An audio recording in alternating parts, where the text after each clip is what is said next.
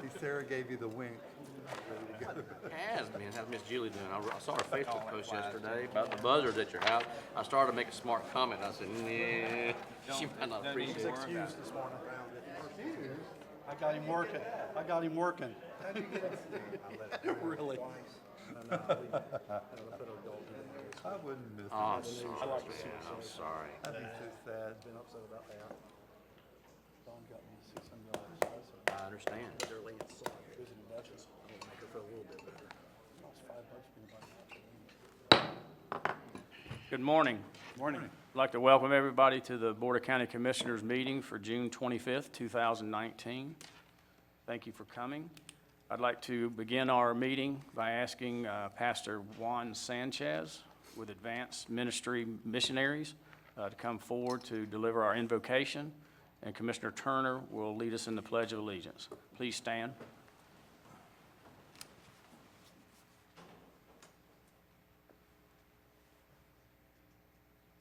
Dear Heavenly Father, we thank you for this morning. Thank you for another day that you have given us, Lord. Thank you for, Father, thought about us this morning. We thank you for your mercy. We thank you for your grace. We thank you for giving us the opportunity to serve you, Lord, Father, and to do your will. Father, we pray this morning that, Father, this men and women, that they will continue to lead our county, Father, in wisdom and love, Lord. Father, we pray that you give them the strength that they need, Father. We pray that you bless their family, Father. And we pray, Father, that you prosper them in everything they do, Father. In your name we pray. Amen. Amen. Please join me in the pledge. I pledge allegiance to the flag of the United States of America and to the republic for which it stands, one nation under God, indivisible, with liberty and justice for all. Thank you, Pastor Sanchez, and thank you, Commissioner Turner. Commissioners, you can see on our agenda, item number 2, approval of minutes. Mr. Chairman, I move approval. I'll move for a second. Okay, we've got a proper motion by Commissioner Harvey and a proper second by Commissioner Goddard. Any discussion? Seeing none, all in favor indicate by saying aye. Aye. Opposed, same sign. Okay, thank you. Moving down to, we have an addendum to the agenda. It would be item 2B. And this time I'd like to recognize and ask Mr. Chris Doolin, President of Doolin and Associates, to come forward with a small county coalition. And he has a presentation that he'd like to, a couple of them that he'd like to make. And I can say my brother, and I know Bobby does, my brother had a great relationship with Chris Doolin when he was in Tallahassee. And it didn't take me long to figure out who Chris Doolin was after I got elected. I'm sure Buddy and all the commissioners up here, because he gets in contact with you and once you get involved. So anyway, Chris, thank you for coming. And Well, thank you, Mr. Chairman and members of the commission. Item 2B, or not to be. Very physical. You know, as far as trying to figure out who I am, I had that conversation with my wife just yesterday, who I am. But let me not play around too much. First of all, it's a pleasure to be here. I did drive over this morning. It was pretty interesting, actually. You have time to reflect and look at the natural environment. And I mean, it was all very, very pleasant. Heard a nice radio presentation, Mr. Harvey inviting folks to participate in their governmental process. I'm also really, I do have some brief remarks, and the extemporaneous stuff will probably be more lengthy.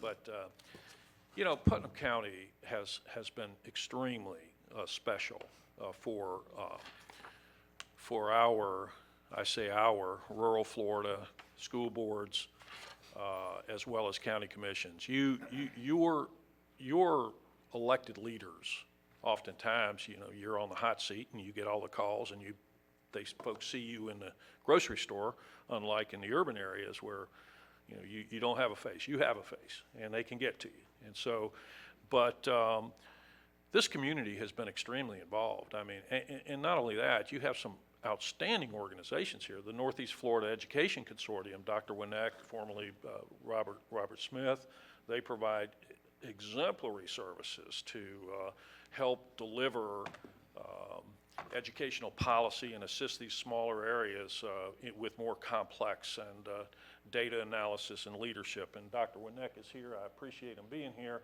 There are other local officials that have been affiliated with the Small County Coalition. Linda Myers, currently your tax collector, was the chair. Brad Purcell, formerly commissioner, was a chairman. Kenny Eubanks was an incoming vice chairman, and there were some changes made, and so be it. But the fact is that this community has always been extremely involved, and you continue to be. So for that, I just want to say thank you. The Small County Coalition, which you participated in, you were one of our original members, is an alliance of 39 counties in the state of Florida, commissions. It's 4 commissions, and it's from rural and small counties. Our primary mission is to address legislative issues, work with state agencies to ensure that there is a rural perspective in their thinking and in their delivery.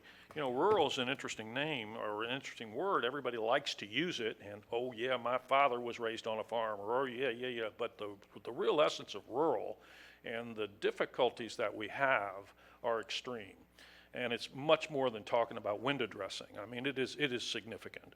So your commission, your school officials have been extremely active. You know, Commissioner Harvey working with the Florida Association of Counties, serving as the Rural Caucus. Now, with the Florida Association of Counties, which we encourage small counties to participate in. I mean, it's not just about the Small County Coalition driving a legislative agenda. We have to infiltrate or embed ourselves in virtually every organizational structure, whether it's your regional planning council, whether it's your rural economic development organization, whether it's, you know, we want our leadership, elected leadership, participating, and I want to thank all of you for doing that. It's no secret that rural communities are struggling. Internet access, slow or no job growth. This is not just in Florida. This is around the country, but it's consistent in Florida. Limited fiscal capacity, property off the rolls, insufficient as we address our water issues, septic tanks and wastewater infrastructure, access to health care. And when there's a natural disaster, there is an inherent disproportionate impact in terms of recovery and response. And so these are the challenges that we face, all of us face to a different degree. And so our coalition was started back in really about 1989. It followed on the heels of the Small School District Consortium, which was started in 1983. Both same footprint, same legislators, but it was started to focus with the agencies, protect high-valued programs. I'm going to talk about that in a minute. Your tax base is limited. There are substantial programs at the state level, safety net programs, and I'll talk about that in a second. You know, focusing on the digital divide. You as a commission are not going to be the sole leader in providing the broadband, but can we encourage those providers working with us, and how can we access the federal government as they continue to move in that regard so that we continue to move toward the goal line. And we're not talking about additional regulation, additional cost by local government, but that is a major issue. You know, mitigating the impact of mandates, the rural water issues, rural economic development. So over the years, our legislators, our rural legislators, these coalitions are to up your game from a standpoint of how are we addressing these issues in Tallahassee. But your legislators, when they come up to Tallahassee, and you've had some great ones, but think about it. There's 40 senators. 14 of those districts represent a small county or a portion of a small county. That's significant, okay? Of 120 House members, 30 of those districts, maybe a little more, depending on the issue, 30 are from a rural area. And they have worked together over the years to create that safety net of programs. Putnam County has had great legislators. I mean, they really have been quite something. Two come to my mind, just jump out. One is Kelly Smith. I mean, from a transportation standpoint and some of the initial legislation. Another one is former Representative Joe Pickens. And those two, both and others, working closely with other legislators and us to help create these programs. The Rural Economic Development Initiative was not in place. It was created, and Representative Pickens was very much a part of that. The small county road programs, there's two of them, the small county outreach and the small county road assistance program. Those did not exist. Senator Kirkpatrick and he represented a portion of this district at time over time. So he was, and it was in your former, or your former county commission office and meeting room, and this is nice, and it's appropriate, it's fine. But in the former commission room, Governor Bush signed the fiscally constrained legislation that provides a great deal of money, and again, Representative Pickens carried the water on that, and so that was great. This past session, and I'll get to the reason I'm here in a sec. This past legislative session was significant for a couple reasons. One, it went smoothly. Okay? It was smooth. We had a new governor, we had a new Senate president, we had a new speaker. There was a significant budget, largest ever, and programs for rural were funded. But it did go smoothly, and you have to credit Governor DeSantis and his experience in the legislative process. He made his priorities clear, but he worked in a collaborative way with the legislative process, a former legislator, understanding the process. So you have to give him a lot of credit. President Galvano, over the years, President Galvano was the go-to guy. If you had a big problem that had to be addressed, generally Galvano was going to be in the middle of it. So that, and then Speaker Oliva, so the three of them, it really went well. Now, how did you fare? You fared pretty well. I'm just staying outside looking in. Your county, with your help and your advocacy on these programs, received in excess of $115 million in state funds, program money, project money that are not paid by the citizens of this county other than what they pay for the rest that others pay. $115 million. Roads, funding for education, solid waste, libraries, emergency management, and the fiscally constrained program provides over about $60 million, but you get a 2 to 3 million out of that. And your legislators, Representative Bobby Payne and Senator Keith Perry, unfortunately, Senator Perry had his mother had a situation where he could not be here today, but they consistently not only support but lead on behalf of rural Florida. And what happens good in the session for us is good and better because of these guys. What happens bad is not as bad as it would be because of these guys. They're working to guide the session, and that's really all we can ask, is to do your best, and they do far greater than it's just fantastic. And in a moment, Representative Payne, we're going to do a recognition of you specifically and for your leadership. Now, last year was another significant, there was another significant activity. It was a big deal in the context of the process. May not seem to be, but absolutely. I've been doing this for about 40 years. It's a very big deal. And for years, it didn't happen because no one really stepped up and nobody was operational behind this. And at the urging of Representative Payne, you, this commission, and your neighbors pulled together an inaugural Rural Days in the legislature. Now, at his urging, and it was Representative Payne, he probably got some urging from some former elected officials that has-beens, but now he's the guy doing it.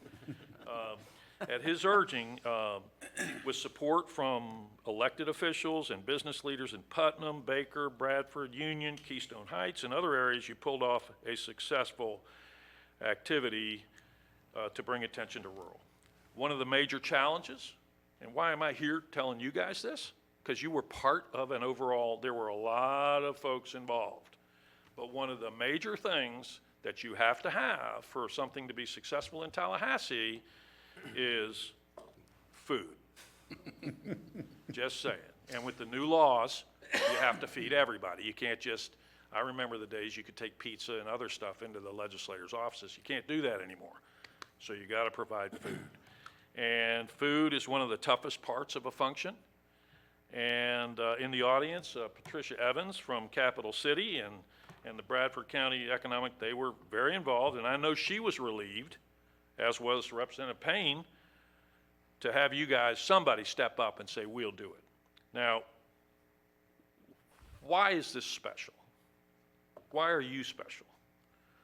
You guys, from a coalition standpoint, are a testament to collaboration and cooperation. Now, some people may not, what? No. You guys, from my perspective, and I watch a lot of commissions as they change over the years. Your involvement in this was a testament to collaboration and cooperation. I've never seen a group of elected officials from one board, their wives and their kids work as hard cooking and serving food, catfish, hush puppies, and coleslaw to over 1,000 people in an hour. Unbelievable. You were great. Matt Buckles played music. David Buckles, school board member.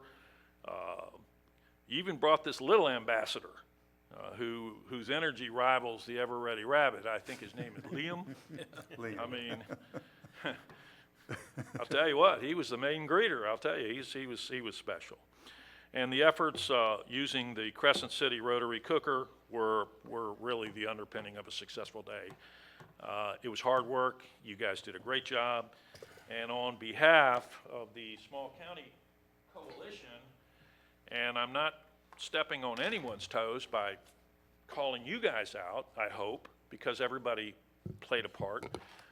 We would like to recognize the Putnam County Board of County Commissioners for outstanding service, for leadership and support for Rural Days inaugural event and effective participation in the Small County Coalition. So I would like to present that. I would also, on the heels of this, present Representative Payne, and I'll try to make this quick so people can take a picture, with legislative appreciation for leadership and support on issues critical to local governments. Representative Payne, you are absolutely.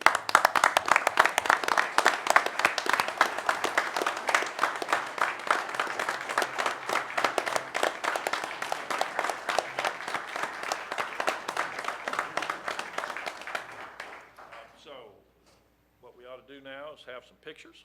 And Yeah, Chris, if anybody else Patricia, would I'm like- glad you came up, and also President Joe Pickens, if you would come forward, also part of this, and Miss Mary Ann Braddock.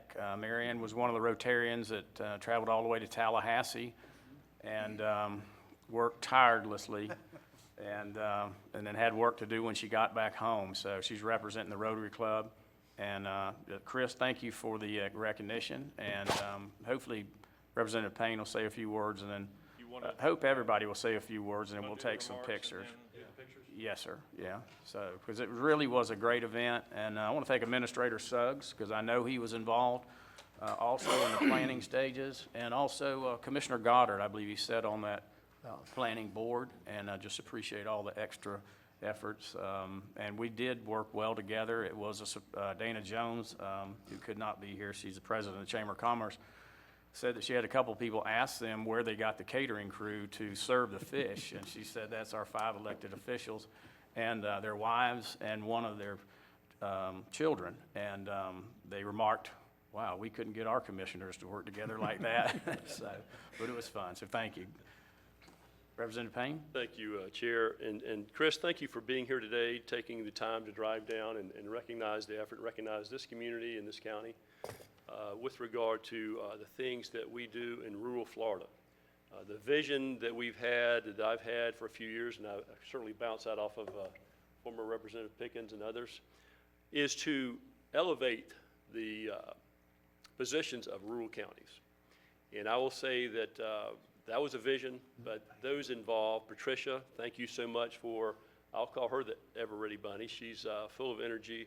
Joe and I, and she met a few times to discuss rural county days. But then the synergy and the relationship building that took place involved with that, the Crescent City Rotary Club, so many others that got involved within the last 3 to 4 months made that day a special day for all of us. I'm honored and proud of the fact that we had such a great turnout, served close to 1,000 meals. And so Chris did eloquently say that it is important for staff members in Tallahassee who don't make a lot of money to find a good meal, and they found a good meal that day, even to the extent that our member services who prepare a lot of meals for us were able to receive a meal, and they were very thankful to have a North Florida fresh fish cooked meal, so they were happy about that.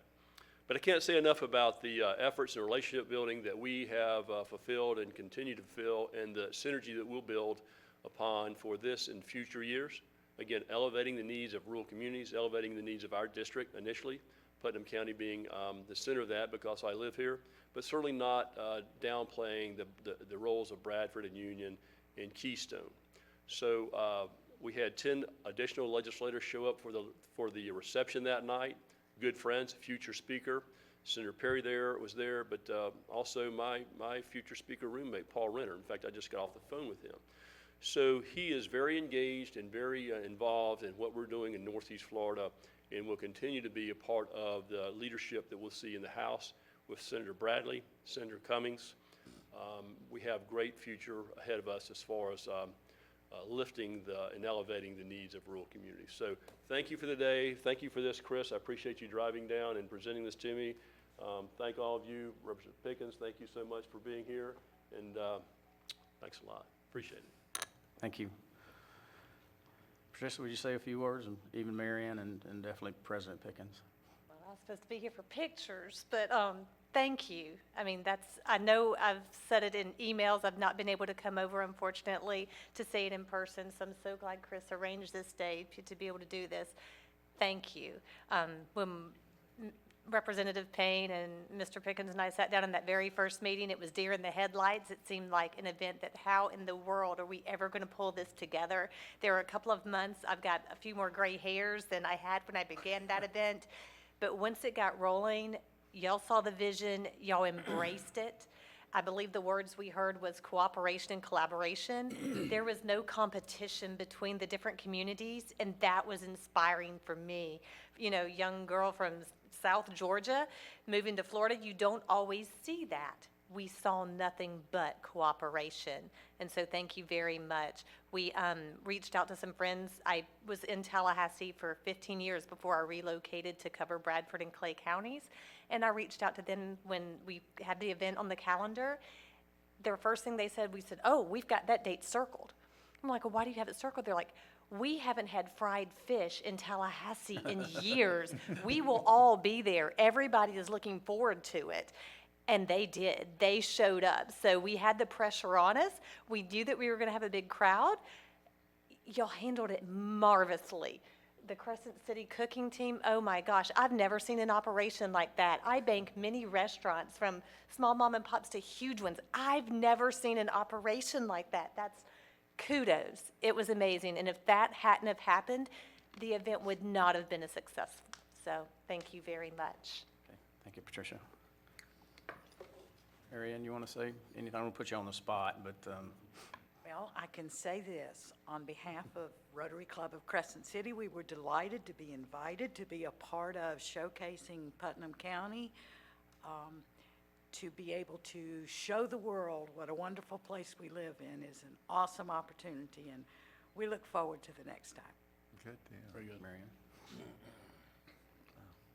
I knew you wasn't gonna pass up a shot. I'm actually going to be remarkably brief for me, which is still relatively lengthy, but I've already had my comments. I think said almost exactly what Chris did a month or two ago when I thanked y'all for coming together and doing what you did.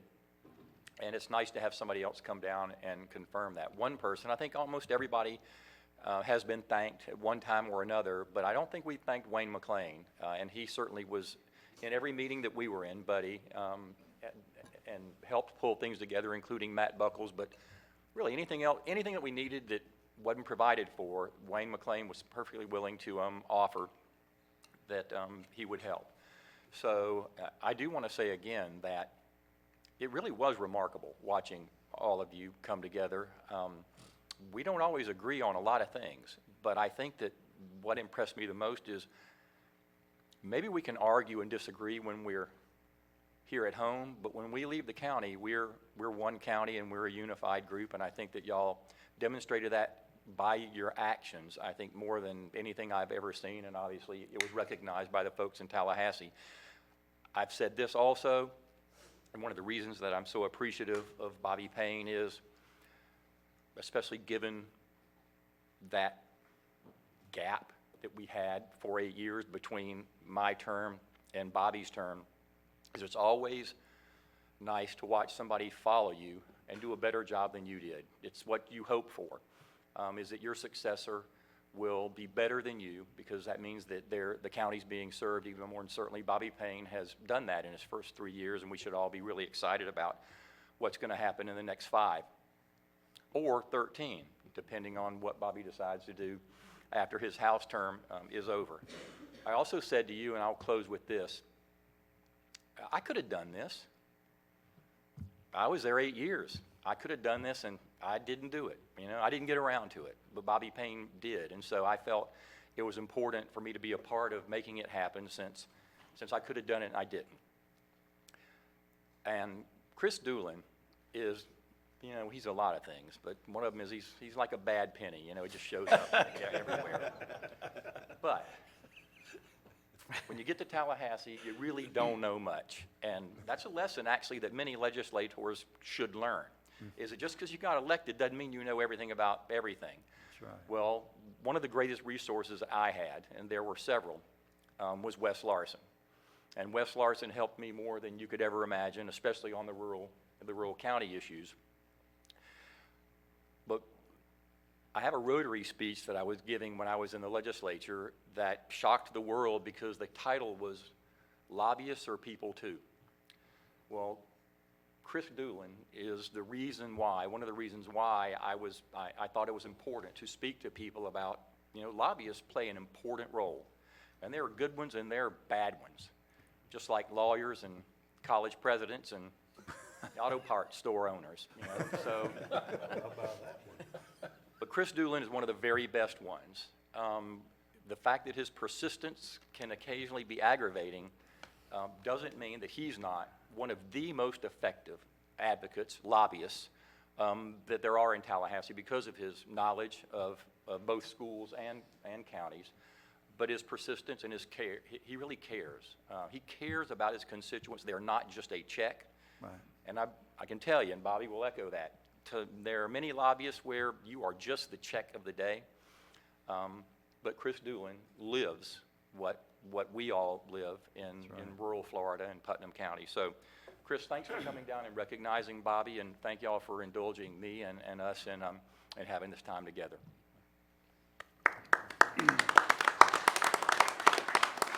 Chris, before you say anything, I just want to thank you so much for all you do and coming down to present all the way from Tallahassee to present this to us, and to Representative Payne. And I forgot that Senator Perry's mother is ill, so if you keep him and his family in your prayers for honoring Senator Perry too. So thank you, Chris.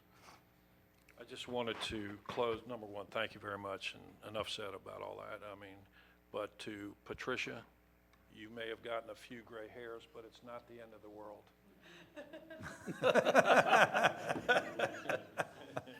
All right, let's take some pictures if we can. Okay, one last thing, Patricia, you might want to know that there's one of the dates for the rule days in January, I believe, of 2020, Kelvin Hare, who's our quarterback, could not be there.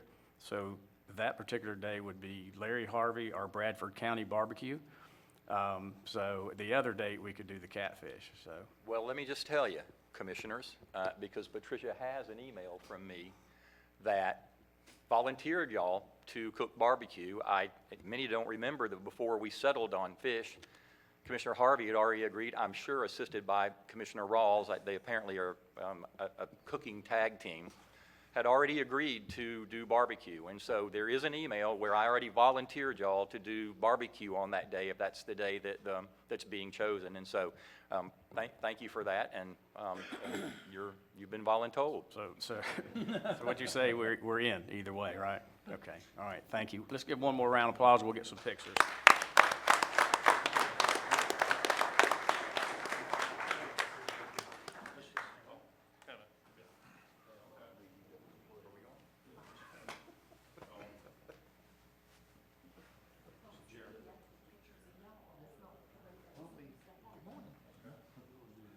Get all of this using the auto parts guy instead of the roofer. Yeah, you came to mind. A little too true, maybe.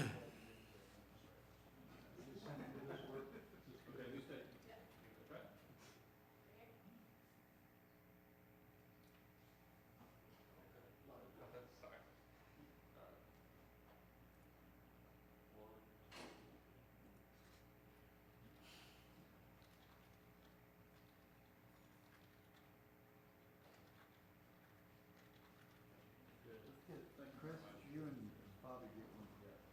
And then we'll get, the commission will get one. Wait a minute, guys, we'll let them do theirs and we'll do ours. Members of the county coalition. We'll get one in a minute, we'll get ours. All right, yes, sir. Don't go away. We're gonna get back together. Okay.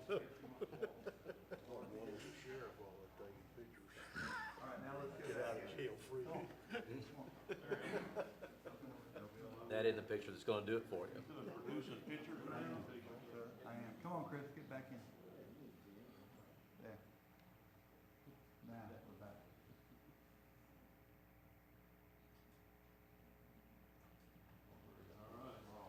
Thank you, guys, I appreciate it. Thank you. Thank you so much. Appreciate it.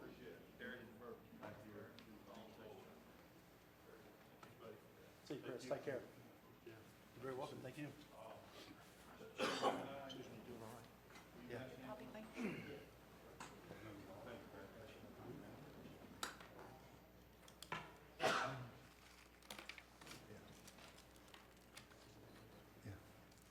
Mr. Chairman, may I have a point of privilege for a second?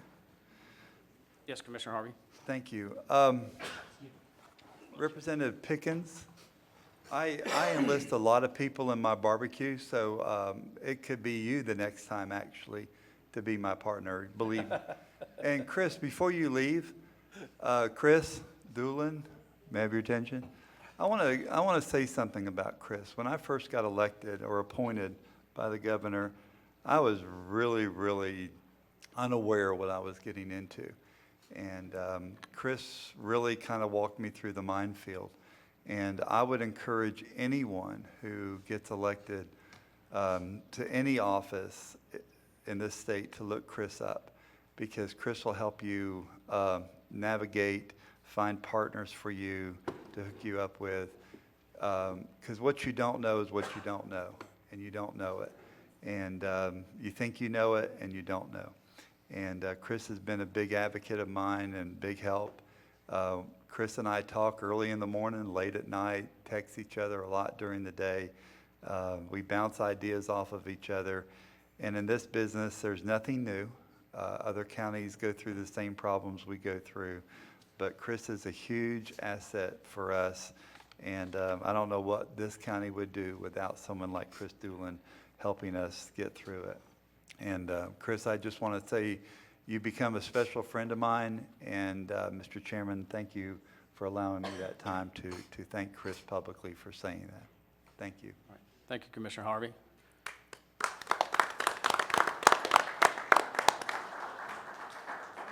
Hey, before we move on to public comment, I would like to welcome the Honorable Don Holmes with the law firm of Holmes and Young, and he's our legal counsel for today, so Don, welcome.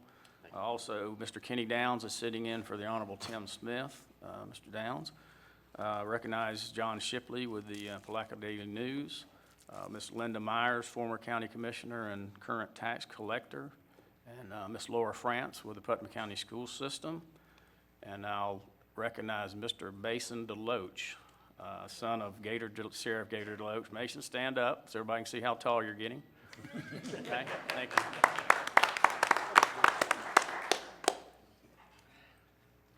Okay, we'll move forward with agenda item 3, public comment.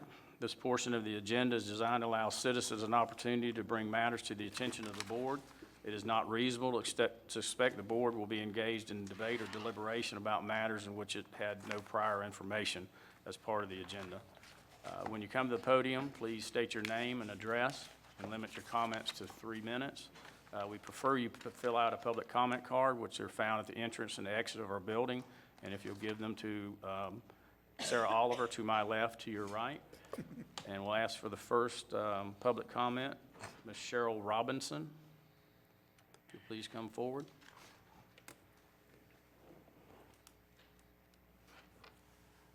Good morning. My name is Cheryl Robinson, and my address is 13133 Rivergate Court, Jacksonville, Florida.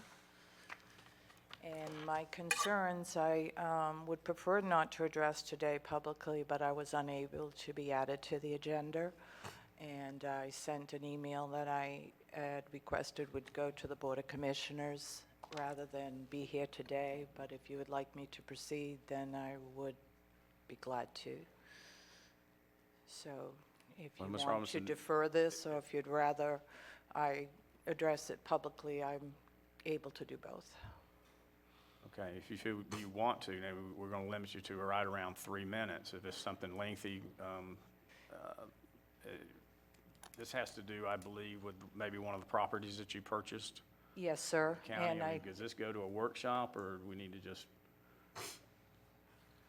I had originally asked for it to be added to the agenda or in another meeting, where I sent an email that was asked to be sent to all of the commissioners, because I don't feel that this matter can be discussed in 3 minutes.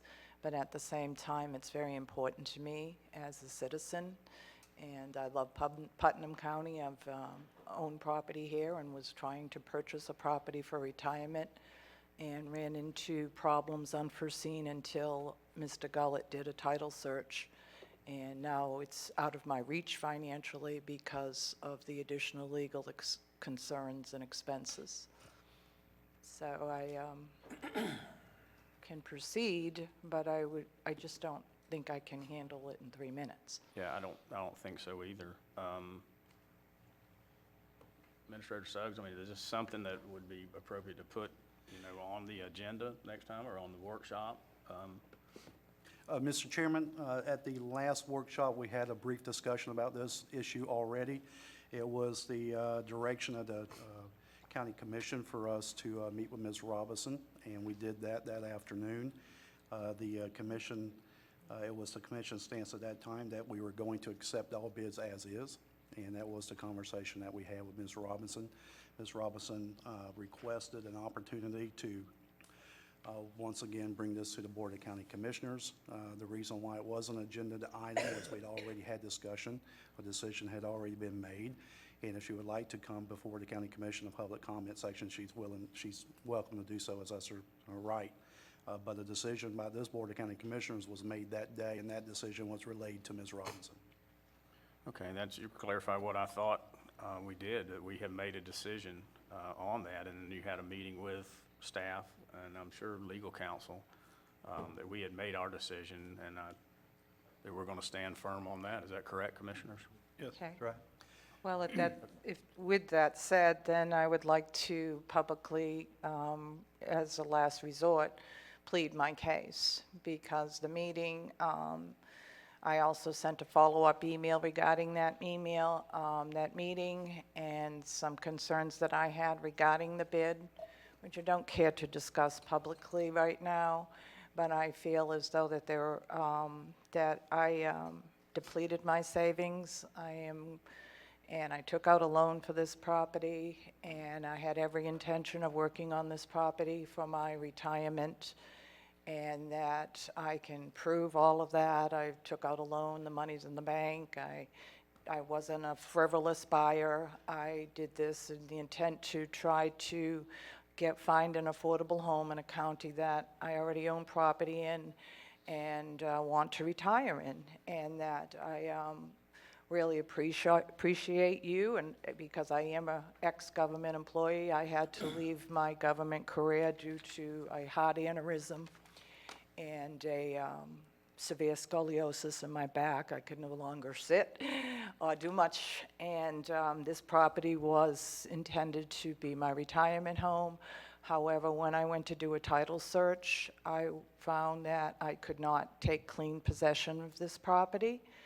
And only because of that am I asking for the exception, which other exceptions have been made on this bid to others, that my deposit be refunded so I can participate in your next round of bids and find a property that is suitable, that does have a clean title. I have spoke with an attorney, and it will take me over $3,000 minimum to start the quiet title process, and it could get very lengthy and expensive if someone steps forward.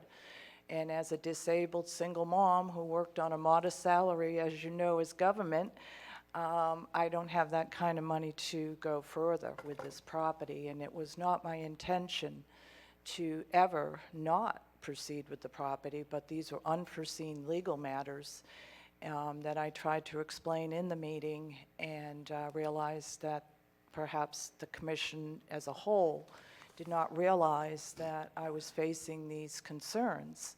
And that's all I'm asking, is that I be granted an exception under the circumstances of the legal problems that I faced after I bid on the property and proceeded to try to get title insurance and have documentation from Mr. Gullett that, based on a Florida statute, that even though we have an enchantment deed on this, which made me feel very safe to purchase the property because it said it was free and clear of all liens and also of any enforcement. And then I find later that there's another statute of limitations that was not mentioned in the bid, and I was not aware of, because I've not bid on any property in the past in this manner. And that Mr. Gullett and another title company and two attorneys have told me that I must quiet the title, and I don't have the money to do that or want to take on that type of stress with my health conditions, because it could be a lengthy, expensive process. So I'm, in good fairness and earnest, is all I'm asking that you reconsider. I know you can't give answers today, but I would appreciate reconsideration on this matter. Okay. All right, thank you. Thank you. Mr. Chairman, if I Okay. could ask a question. The options were, if I remember correctly, that she goes and buys the property or forfeit the deposit, correct?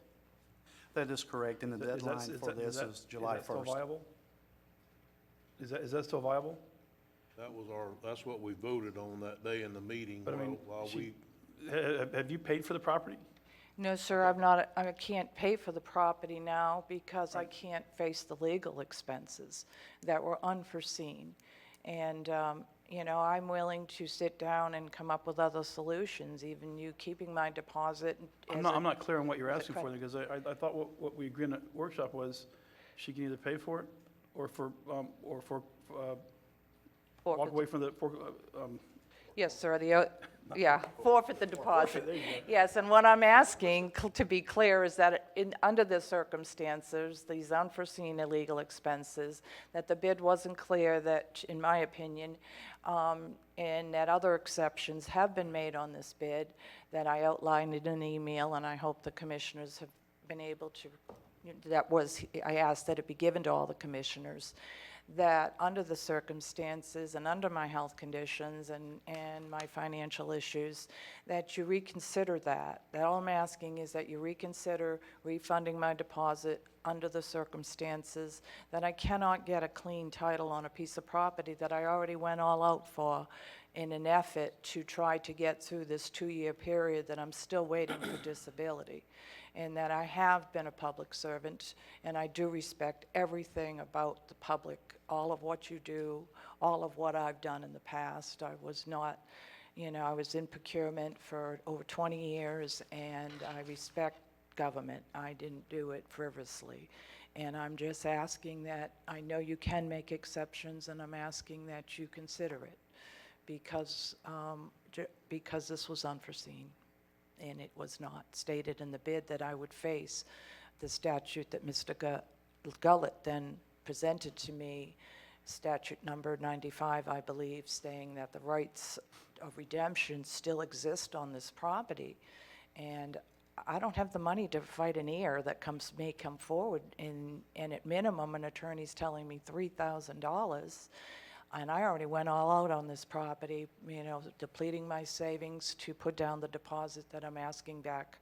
And also that, I took out a loan, and then in an effort to rent my existing home to my son, because I can no longer afford it, where I'm waiting for disability, and be able to bid on another property in the future that does have a clean title, or know that the process may require this type of expense, which was not stated in the bid. The loan's not been encumbered, correct? Pardon me? The loan's not been encumbered. We've not been paid for the property, so the loan No, but I really had to doesn't- take the loan out in Right, advance. That I doesn't enter the understand. equation.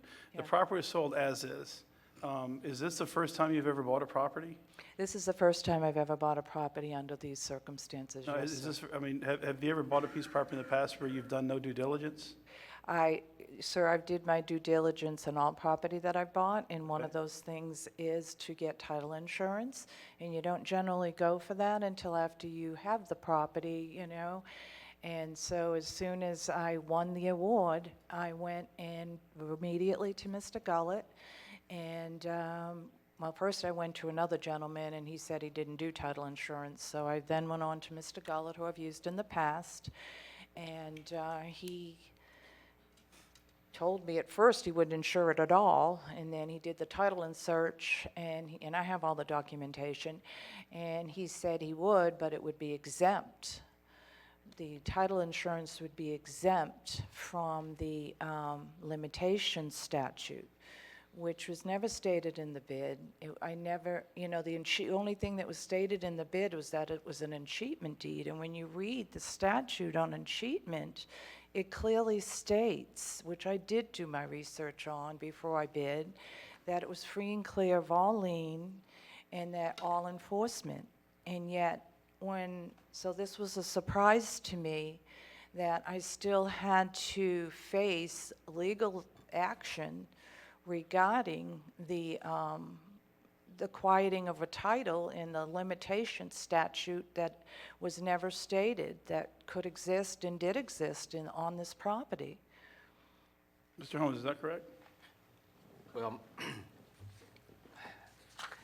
without attempting to address every statement that she's made, let me indicate that in reviewing the bid document that was let, there's nothing misleading about the document that I see. It's specifically stated in the document, one, that the county will convey the property by county deed.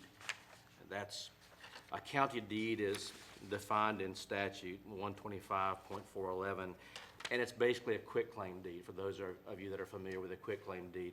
It conveys whatever interest the county has. It's not a warranty deed, and it's to be compared to a warranty deed. A warranty deed guarantees that the property's free and clear, no encumbrances, no liens, no claims of any third parties. A quitclaim deed says whatever the county has, we're giving to you, but we're not guaranteeing what that is. But your bid solicitation goes further. It states that the county acquired this parcel via an escheatment tax deed. So you stated how you got it.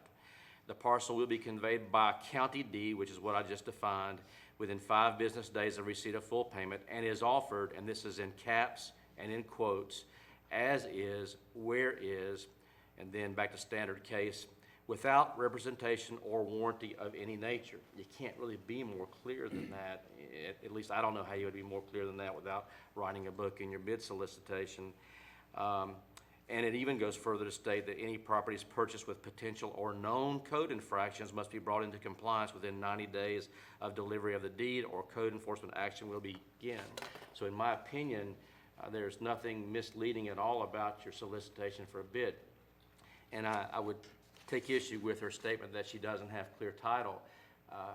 I don't know what her status of title is without looking at a title search, of course, but if I'm understanding her correctly, what she's being told is that she can get title insurance, but much like any tax deed that you purchase, until you quiet title, which is known by almost anyone who buys a parcel by tax deed, you're not going to have one that is insurable. There's not a recognized encumbrance out there, a recognized lien, a recognized flaw, a recognized cloud, but title companies are not going to insure it until you have filed that quiet title suit, which most of the time results in no one filing any response, and you get a judgment after the required time has passed that officially declares that you are the owner of the property, and then that would be insurable. So I guess my position would be that your solicitation for bids is clear, it isn't misleading, it doesn't lead anyone into a trap, and if you're going to set a precedent that allows someone to essentially state that they weren't aware of what they should have been aware of, then I think you're going to have to deal with that principle from this point forward. No, I don't think that, in my estimation, we should be setting a precedent. I'm through, thank you.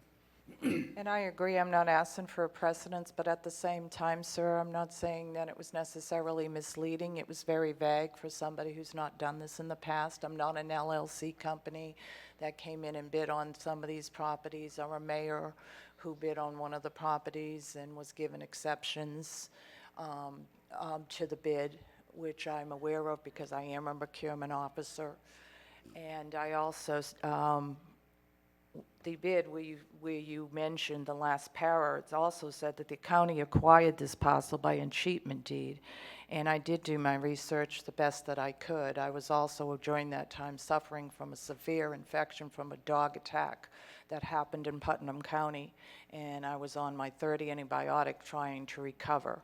Sure. And I was very fair with the county and saying, you know, I'd like to have this dog issue addressed, and they said there was nothing they can do. All I asked for was that Ms. no Cheryl, harm become. Stay on the subject, and we need to Yes, wrap. sir. we need to But wrap that this is up. part of why I did the best I could on, you know, as a new buyer under these circumstances.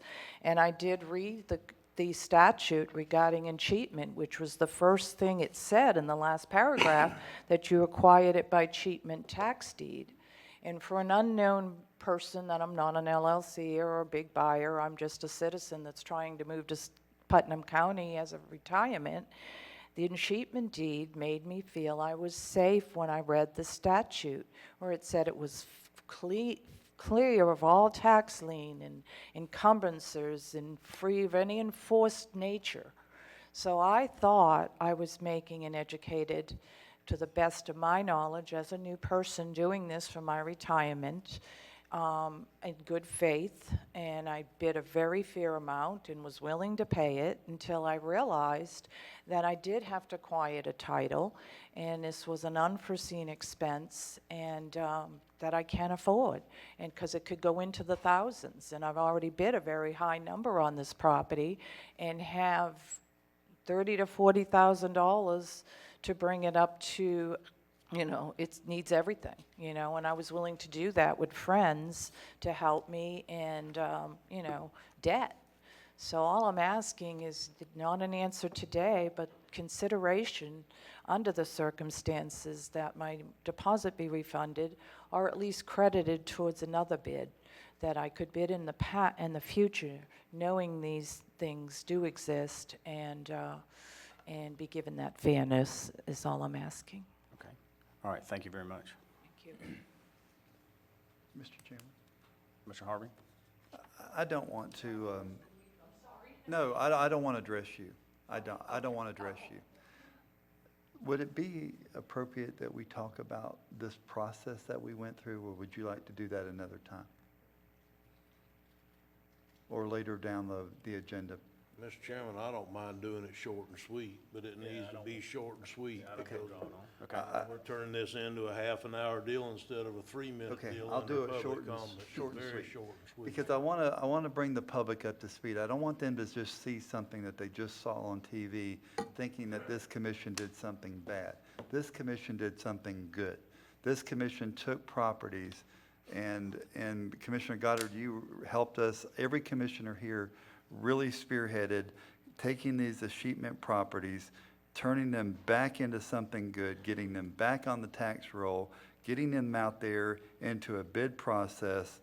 We worked diligently to make that work, and this board tried to put monies back into the general fund. They were a bid package. People could pick whatever bid they wanted to pick, whatever amount they wanted to put down there. There was no victim status whatsoever applied to that. They were allowed to pick any number, and that money was coming back to the general fund to make these properties valuable back to the tax roll of Putnam County. This board did nothing wrong. You heard that, and I want to congratulate this board on the fact of how hard we worked over all the years. We heard this on the campaign trail. Do something with those properties. Folks, we did it. It's going to continue to happen, and we want your involvement out there. Thank you, Mr. Chairman. Okay. Thank you, Chris Harvey. Okay. Any other on this? I'd Okay. just like to state that there was a process. They went through the process. And if we did set precedents, we're setting it for everybody. So, We're not doing it. I think we just need to move on. Okay, thank you. Okay, moving along, the next public speaker, Yvette Rees. Please state your name and address and speak clearly into the microphone. Yvette Reyes, 1291 South State Road 19, Palaca. Sorry, can you hear me now? Okay. My first question is regarding animal control. I'd like to get an update on where we are with the building, the property. I'd also, then my second is, where do I get the financials for animal control? Is that public information where I can see what's coming in, what's being spent, what's happening with the money?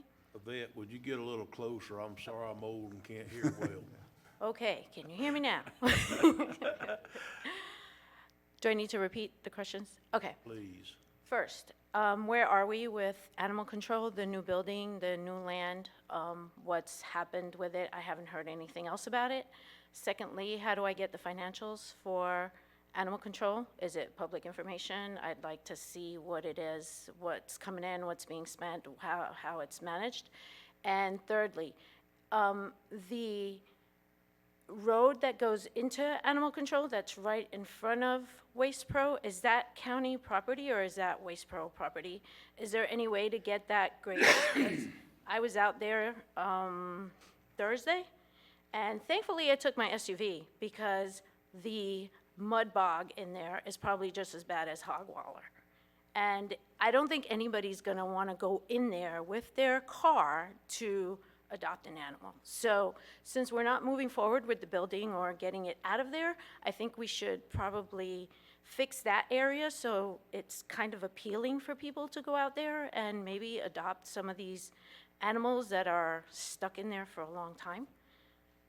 I know you don't have answers for me now, but I'd like an update on, Mr. Chairman. Okay. what's going on. Yvette, the information you want about the budget, that's public record.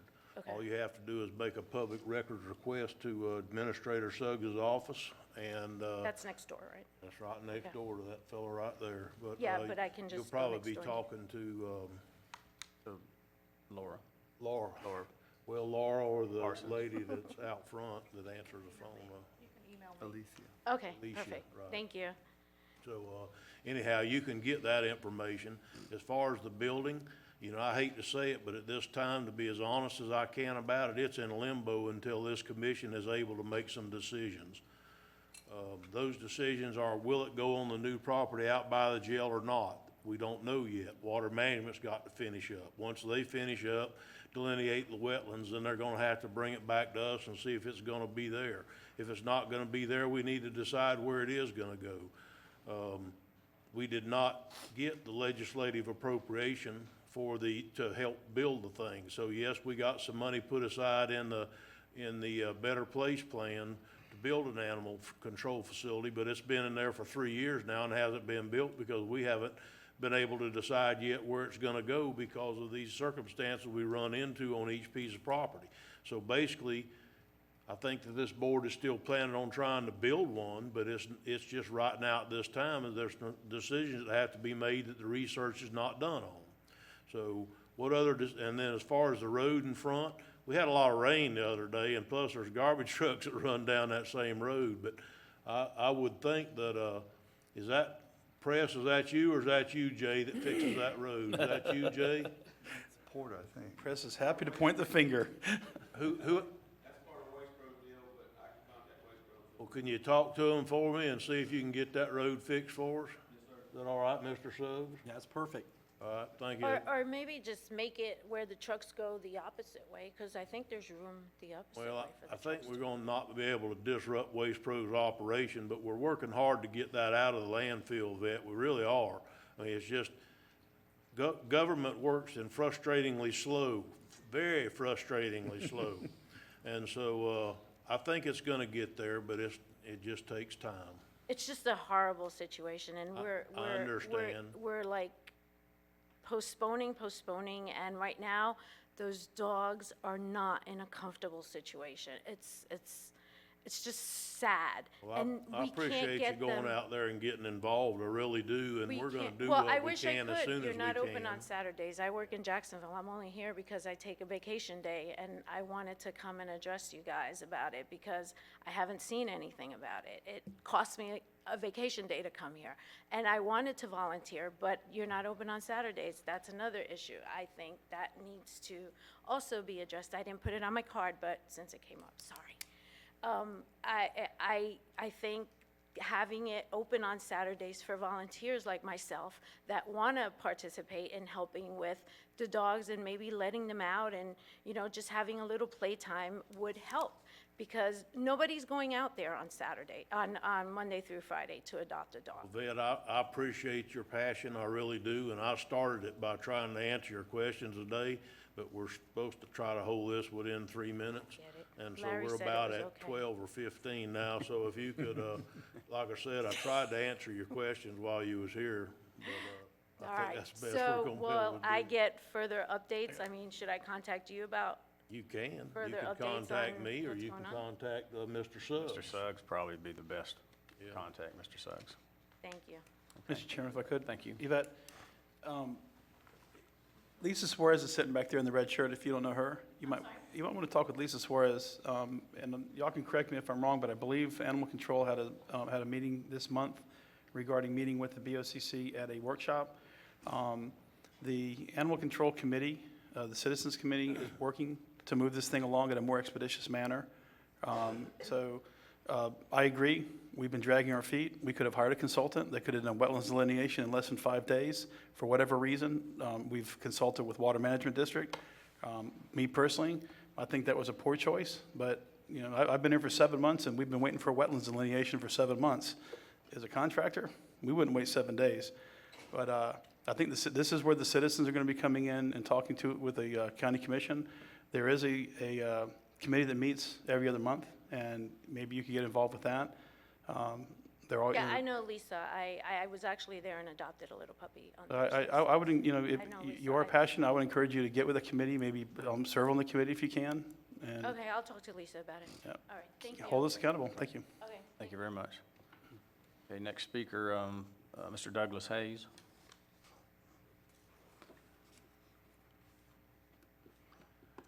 Hello, I'm Douglas Hayes, candidate for County Commissioner, 216 Hilltop Road, Satsuma. Might as well carry on part of the conversation the young lady just had in regards to the advisory board that had met.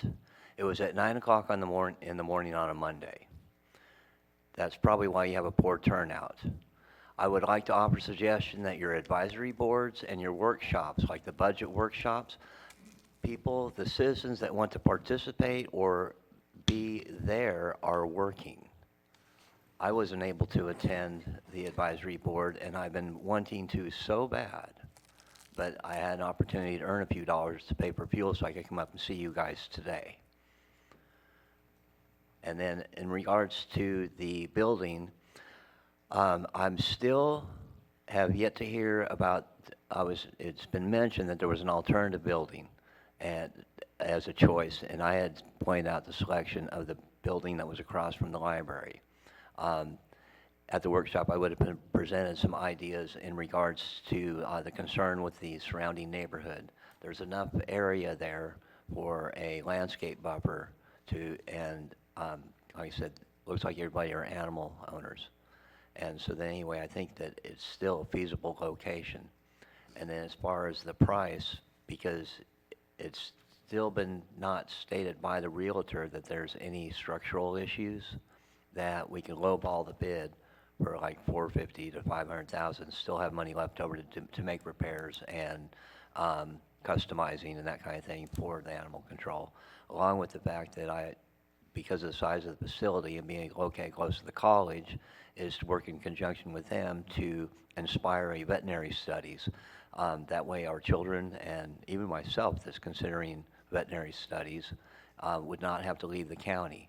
And then the spade and neutering process where we're having to go to a out-of-county veterinary school to get those services performed, we can get that all done in-house, and that way we maintain some independence. The next thing is that I saw in the newspaper, sorry about that, I saw in the newspaper that there was some money concerns in regards to renovation to the parks that we have in the county. There was one that apparently is really, there was a nice design, but it's all about money. I would like to offer a suggestion. The state parks and the library system have what they call the Friends of. That way you have a nonprofit that's citizen involvement. I spoke with the parks manager lady, and she said that's kind of a grassroots event, so she has to not really try to get the people going, you know. But we could reach out to the Parks and Recreation Advisory Board to get the ball rolling, to have the Friends of.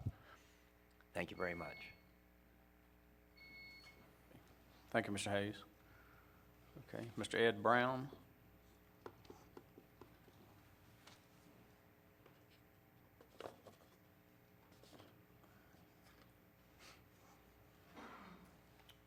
Good morning. Morning. I'm here. Please state your name and address, please. Okay, it's Edward Brown, and it's 323 Downhill Trail, Satsuma. I'm here to kind of, I wouldn't say complain, but maybe inform. The road, I'm not complaining about the whole road, just one little section where it drops down to Downhill Trail from on Fox Den from maybe 100 yards. The road is not really properly maintained. They're scraping and scraping and scraping. I could show you pictures. They don't scrape so much that the upper part where the level first started is a foot below. So you're scraping and you're scraping a lot of the dirt away from where it should be. When it rains, it creates a river. They brought some dirt there, but they brought the wrong dirt. They brought sand. I'm here because I can't drive my motorcycle down there. It's like driving a motorcycle on the beach. So if they brought the right dirt, maybe rocks, whatever, it would be all right.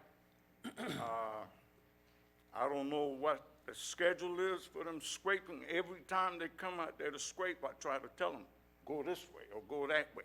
They can't do it. So I'm here to see if anything could be done, or even if you have to raise the taxes a little bit to maintain them roads. I don't think we mind paying a little bit extra, but we need to do something. The trash trucks come through there like they're racing, you know, and it adds to the problem. So it's not economically feasible to keep bringing around dirt, to scrape and to do all that, and not solving the problem. So we need to solve the problem. Mr. Brown, you said it was in Satsuma. Are you past the Duns Creek Bridge, or are you before the Duns Creek Bridge? Past the Duns Creek Bridge. Okay, so, In Hoodow, right there on, right where it goes up the hill and it dead ends, and you make a left, which is a paved road, It's mine. and it dead ends, right where that dead ends, and it starts to drop, that's where the big problem is. Because when it rains, and like I say, I can show you pictures. Mr. Where Brown, that's okay. Mr. Brown, I believe you. Press, would you raise your hand, please? That right there is the director. Have you talked to Public Works yet, or did you just decide to come in here? I've been there twice. Okay. And it's like deaf ears. We'll send somebody out there. And I'm retired, so, you know, it's not like I'm going anywhere. Anything happens in it, I'm right there. I haven't seen anybody. I left my phone number, nobody's contacted me. Like I say, if you have to raise my taxes a little bit more, I don't mind. Walk up here, Mr. Brown.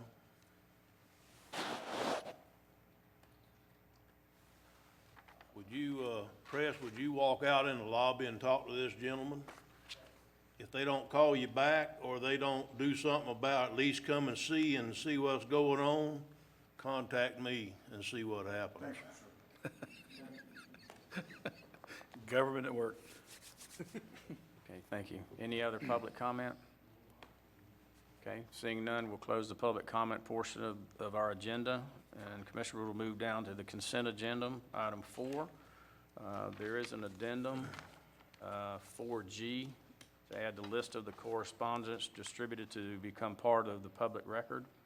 And then 4H, Public Works 2018 dirt to pave, a change order number 4 for $21,944.61. So those will be added to the consent agenda. Any items wishing to be pulled by commissioners, we'll start with Commissioner Goddard. I have none. Commissioner Rawls? Item H. Commissioner Harvey? I have none, sir.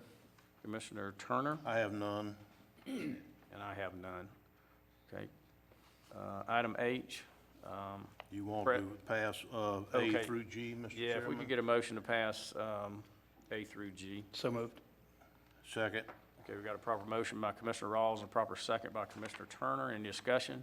Seeing none, all in favor indicate by saying aye. Aye. Opposed, same sign. Okay, A through G passes. Mr. Chairman, before we get started, I'd like to just say a quick thing. The thing that they're requesting, when they went out and did their surveys to pave Kite Road out in San Mateo, there were some water meters in the roadway, so they had to pay to move the water meters before they could do it, and they didn't know they were in the roadway because they hadn't done their surveying until after the project started. We've been trying to get this project started since last November, and we keep running into these little things, but I think this is the last one we got, isn't it, Press? Trying to just move these water meters out of the way? That is correct. Okay, so basically that's what the change order's for. Thank you, Mr. Chairman. Okay. The reason I wanted to pull this was I wanted to find out what caused this to happen. Is this a latent defect from a contractor that put it in when it was installed? Did we install these ourselves? What you understand, the actual road bed, the dirt road bed, is Right. not in the center of the right of way at all. I understand that. So when we went out there, utility company went out there to install water meters, they put them off the edge of the dirt pavement to serve the houses. When There we was no went out, consideration for surveying at the time? no, sir, we didn't Okay. have survey at the time. We set the water meters, and they've been there for quite a few years, to be honest with you. And Kite Road- Here's my question. I'm assuming that this is polyethylene tubing going to a corporate stop, correct? Yes, these, Okay, so follow my logic. $2,100 to extend these, how far each? they're different, very different ways because the road, we straightened the 15, road. 20 feet? Sir, 15, 20 feet each? some of Less? them are more, some of them are less. Okay. $2,100 per for a piece of polyethylene tubing, and we can probably reuse the corp stop and the adapter. Why is this something we can't perform in-house? I do not have the staff in-house to do this. I have 2 people in my utility department right now. They do not have the capability to go move water meters. We really have to pay, I mean, can you visualize the components I'm talking about? I understand. We're talking about less than $50 in materials probably. Where is the $2,100 per extension come in at? Commissioner, they gave us a cost estimate based upon their unit prices to move utilities. Now, I do not have the staff to do it in-house. They have the contract to do Kite Road. This is a reasonable fee. We've had other services that have started leaking that have gone bad. We're averaging about $2,000 or more per service to have them redone and fixed. You got to dig up the road. You said it's a reasonable fee, and my question is this: what is the definition of reasonable? Have you tried to source or get any pricing? I guess what I would like, just me, I'll vote to pass this, but moving forward, I'd like you to get me a cost for the polyethylene tubing, a new corporate stop, and a union. Send me an email and say, Mr. Commissioner, this is what it's going to cost to buy the materials if we bought them. I'll call Hughes Waterworks up in Jacksonville and get a cost as well. I can give you, I mean, the cost to buy the material, I agree with you. It's not a huge cost. It's the labor cost to dig everything How much up. labor is involved? It's a good bit of labor. I mean, we have been out there before. There's other utilities that they have to work around, cable TV, telephone. They have cable TV and telephone in the ground out there, or is it aerial? Some of us on the ground, some of us aerial. But we have the other utilities to work through. I mean, we've run into this situation several times. This is an older part of the water system, and the corp stops were not put in correctly when it was originally put in. Commissioner Turner, I don't know how many years System's ago not that that was put old. in. But, You say it's the old part of the water system. The system's not that old to begin with. well, our water system is 11 years old now. Again, it's not that old, but I'll stop. I got heartburn Okay. about a very small amount of materials, what should be a small amount of labor, and having to pay $21,000 to move 9 of these things. And no, I'm not grandstanding. I absolutely hate the fact that we can't hire somebody in-house. And you just said we had to move some of these in the past. That means we're paying more for these reasonable costs. We could hire somebody and put them on staff and avoid these reasonable costs. And these are going to continue down the road. We're going to have other ones, but we don't have money to waste. But in my estimation, we're wasting money by paying $21,000 to move these things. What was the total on the project for that one road? For that one road? The total paving on just that because you've got several in there, obviously. I don't have that particular breakdown for that road with me. We're, This was a. $2 million contract, and you got a $21,000 change order. That should look more like $2,000 in my estimation, but, we're spending a lot of money. $12,000 to connect people to sewer down in San Mateo, should cost less than half that. It just seems like we're throwing money out there, because this is the way government works.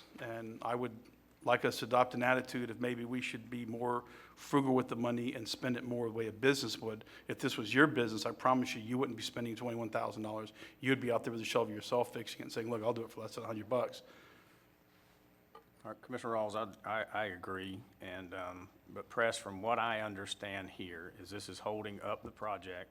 Yes, You sir. felt at the beginning of this project or sometime during this project that you could do this in-house. Right. Right? And you cannot do this in-house. That is correct. Okay, I just want to make sure I'm clear on that. Okay, all right. Any Mr. other- Chairman, any I other comments? move item H for approval. Second. Okay, we've got a proper motion by Commissioner Harvey and proper second by Commissioner Rawls. Any further discussion?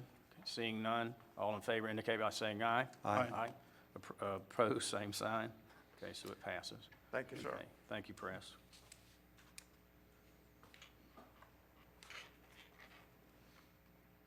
Thought we were gonna have a hard time making it to 10 o'clock after recess. After recess before the public hearings, but that didn't happen, did it? So, okay, Mr. Mike Brown, we have 2 public hearings. Item A, a zoning map amendment, case R 19-003. Chairman and Board. Give me a second.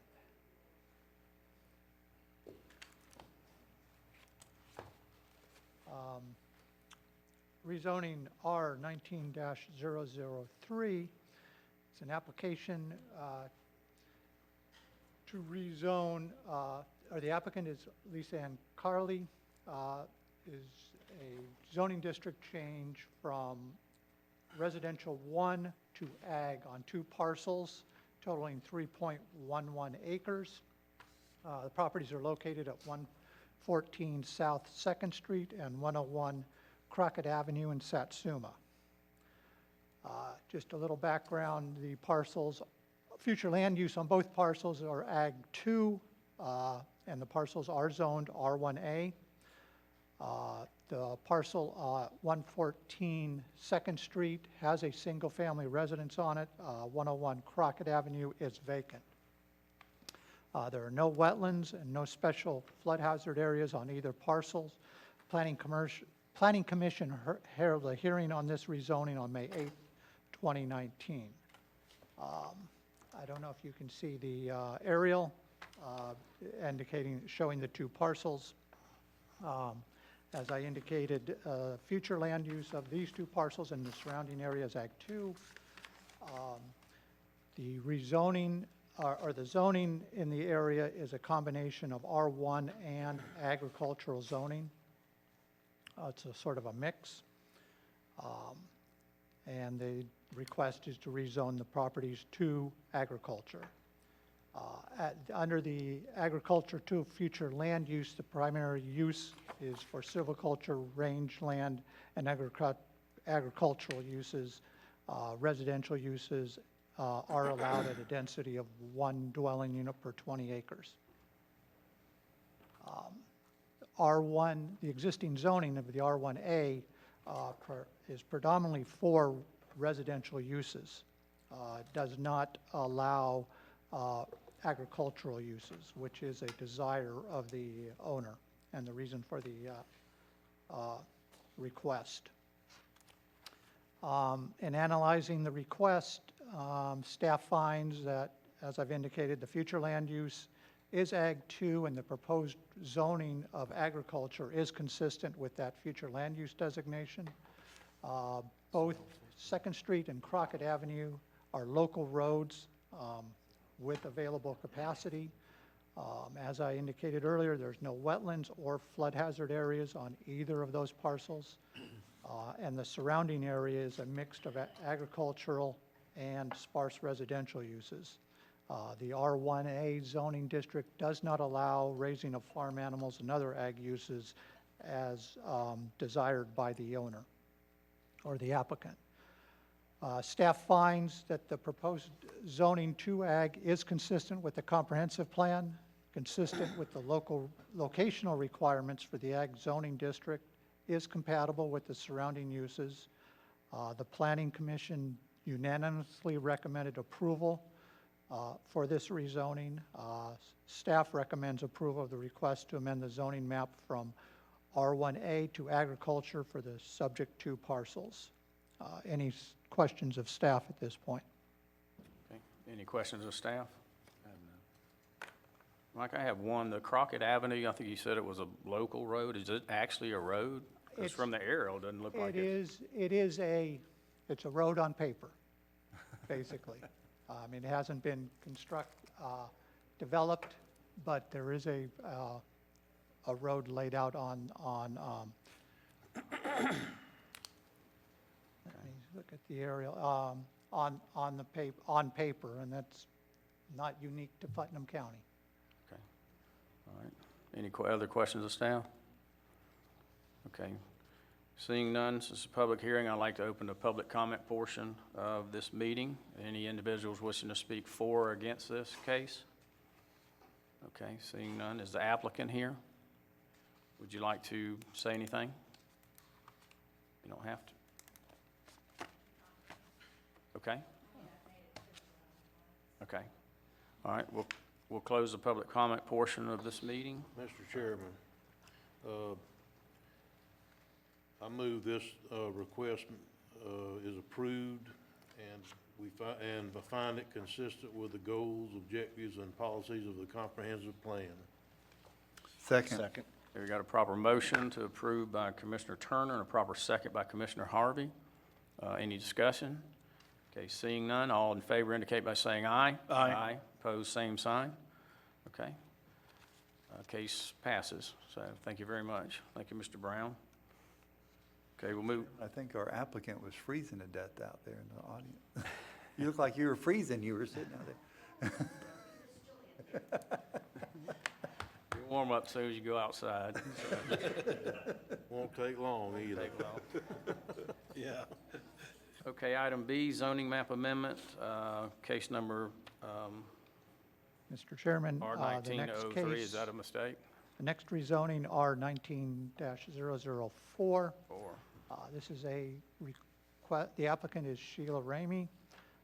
This is a request to change the zoning from commercial to C2 and agriculture to commercial general C3 on a single parcel totaling 1.18 acres.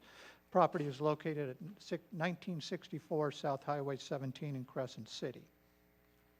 Just a little background, the parcel, as I indicated, or the parcel is designated commercial on the future land use map. The parcel has split zoning with the western portion comprising of the C2 zoning and the eastern portion agriculture. In 2004, the county changed the future land use on this parcel from Ag 1 to commercial. It has approximately 485 feet of frontage on US Highway 17. And again, there are no wetlands or special flood hazard areas on this property. Planning Commission heard this at their hearing on May 8th, 2019. Here's an aerial showing the outline of the parcel. As you can see, it's a former borrow area with making the soils really not very conducive for agricultural purposes. As I indicated, future land use is commercial with commercial to the east and west and north and across and a portion of commercial across US 17. Current zoning, as I indicated, was split zoning for the parcel.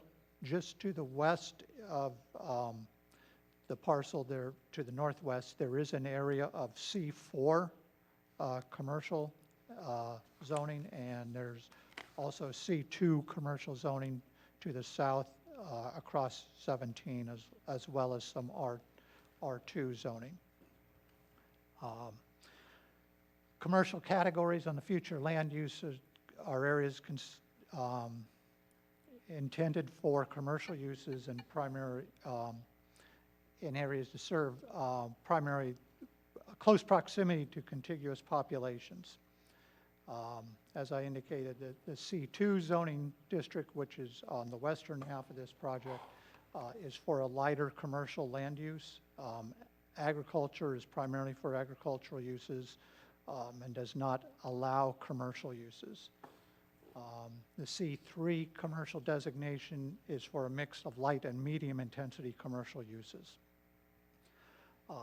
In analyzing the requested rezoning, the future land use is commercial for the entire parcel. The ag zoning does limit the utilization of the entire parcel for commercial uses. US Highway 17 is designated as a principal arterial with an adopted level of service D. There is adequate capacity on US Highway 17 to support development of the parcel. Again, no wetlands or special flood hazard areas. And the parcel is immediately west the parcel immediately west, as I pointed out, is intensive commercial C4 zoning designation.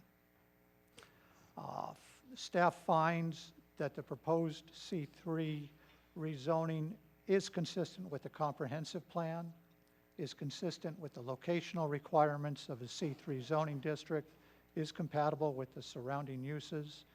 The Planning Commission did unanimously recommend approval of the rezoning. Staff recommends approval of the request to amend the zoning map from commercial C2 and ag to commercials general C3 for the subject parcel. Do you have any questions of staff? Okay, any questions of staff? Okay, I do. There's a lot of proposed uses for this property, Yeah, but see- I think you discussed that they might be wanting to do some type of repair of vehicles eventually. And again, once it's rezoned, anything allowed within the C3 zoning district could happen out there. What the applicant has indicated is it's a pending sale. The individual that's purchasing it has a relation with, and I don't know the extent of it, with the Postal Service. And they do, my understanding is do some work with, on postal vehicles, and that is likely what will happen at this location.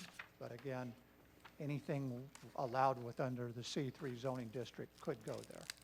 Okay, Mike, if it becomes a repair facility or maintenance facility, which I have no problem with at all, and it's in there, and you know, I'm for approving this, but does it have to go before development review or some other kind of committee? What I'm getting at is I don't want to see a junkyard there. Okay, we have enough of those, and I'm in the parts business, so I understand a salvage yard and those type things, but of just being able to allow vehicles to sit out that are unrepaired or things like that, would they have to put in some type of buffer or fencing and those type things? Any development that will go out there is required to meet all the requirements in Article 7 of the Land Development Code, which includes buffers based on the use. The new use, any use out there, because it's a vacant parcel, will be required to be reviewed by the Development Review Committee, where conditions can be placed on it for when they receive their approval. So there's two checks. One is with your Land Development Code and the requirements in there, and then also through the Development Review Committee, which includes all of the local agencies, all your local departments, as well as some of the state and regional agencies, such as the Water Management District for wetlands and impervious surface and retention, as well as the buffers and landscaping will all be included as part of that review. Okay, thank you, Mike. Any other questions of staff? Commissioner Rawls? Is C3 generally described as light industrial? No, C3 is our general commercial. So it's more of a medium. It allows both light commercial and the medium commercial. So it's What about industrial? industrial is not allowed in the C3 zoning district. Would a repair facility fall under industrial or no? No, it would fall. It will fit what I've provided and what they've indicated. I've provided them a listing of the uses. What they've indicated is they felt that the C3 zoning district met their What they need? need. Okay. Okay, any other questions? Okay, seeing none, I'll open the public comment portion of this meeting, this hearing. Any individual wishing to speak for or against this? Okay, is the applicant here? Okay, all right, so you want to speak either for, okay, please come to the podium and state your name and address and speak clearly into the microphone. Melissa Cummings. My address is 123 Ingraham Drive, Satsuma, Florida. I'm the purchaser. We're highway contractors for the post office. He had it a little right. What we are going to be trying to do is sell right-hand drive vehicles to the post office. A lot of the rural carriers have to drive their own vehicles, so they need right-hand drive converted vehicles. It's very hard to find, like the old Saturns, they came that way. You can't get them like that. So we are highway contractors for the Satsuma.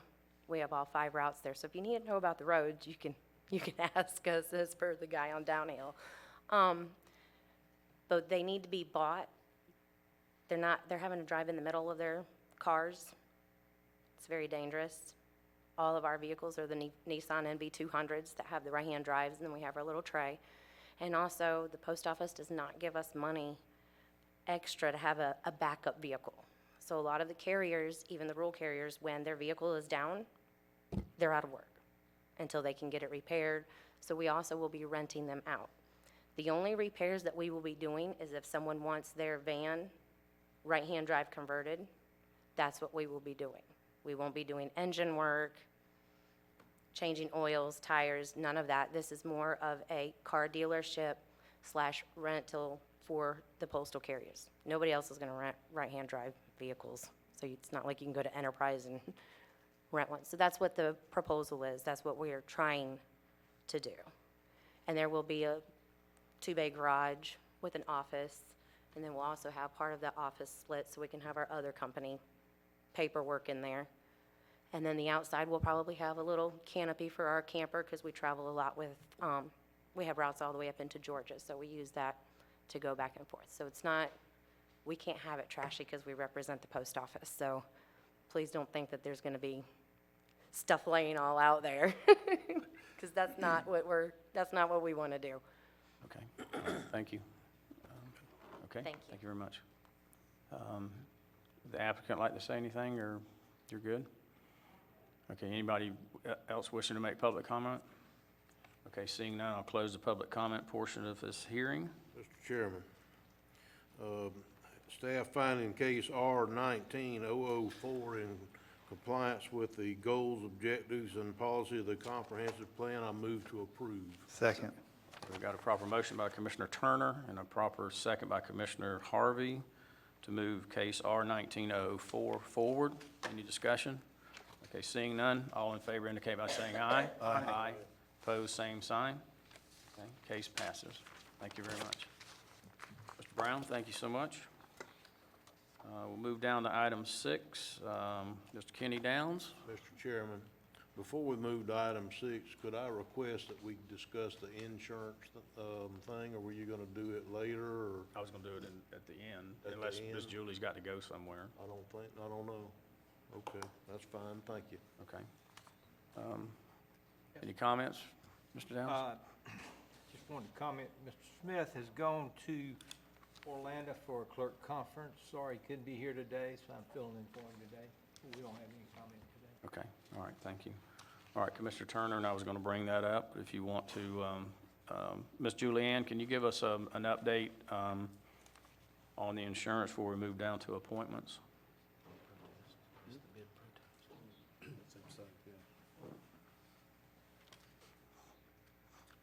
Good morning.